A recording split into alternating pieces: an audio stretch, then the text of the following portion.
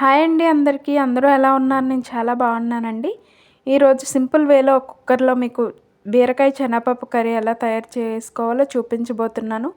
దానికోసం ముందుగా కుక్కర్ని పెట్టుకొని అందులో ఆయిల్ వేసుకున్న తర్వాత ఆయిల్ మరిగాక అందులో తాలింపు దినుసులు వేసుకోవాలండి. తర్వాత కొంచెం కరివేపాకు కూడా వేసుకుని ఫ్రై చేసుకోవాలి. తర్వాత కట్ చేసుకున్నటువంటి పచ్చిమిరపకాయ ముక్కల్ని ఫ్రై చేసిన తర్వాత కట్ చేసుకున్నటువంటి ఉల్లిపాయ ముక్కల్ని కూడా వేసుకొని ఫ్రై చేసుకోవాలండి. ఉల్లిపాయలు వేగిన తర్వాత ముందుగా కట్ చేసుకున్నటువంటి టమాటా ముక్కల్ని కూడా యాడ్ చేసుకోవాలి. టమాటా ముక్కలు మగ్గేంత వరకు కలుపుకొని ఉడికించుకోవాలండి.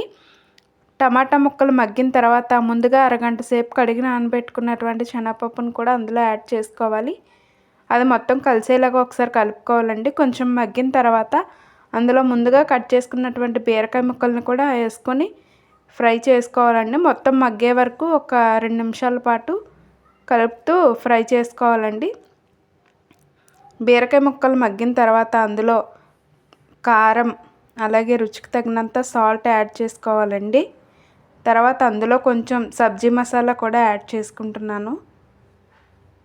యాడ్ చేసుకొని మొత్తం కలిసేలాగా కలుపుకోవాలండి. తర్వాత ఒక చిన్న గ్లాస్తో వాటర్ అందులో యాడ్ చేసుకోవాలండి. యాడ్ చేసుకొని కుక్కర్ మూత పెట్టి 4 విజిల్స్ వచ్చే వరకు ఉడికించుకోవాలండి. అంతే. ప్రెజర్ మొత్తం పోయాక మూత తీసి చూస్తే కర్రీ రెడీ అండి. దాన్ని వేరే బౌల్లో తీసుకొని కొత్తిమీరతో గార్నిష్ చేసుకుంటే ఎంతో సింపుల్ అండ్ టేస్టీ బీరకాయ శనగపప్పు కర్రీ రెడీ అండి. వీడియో నచ్చితే like, share and subscribe to my channel. Thank you so much for watching.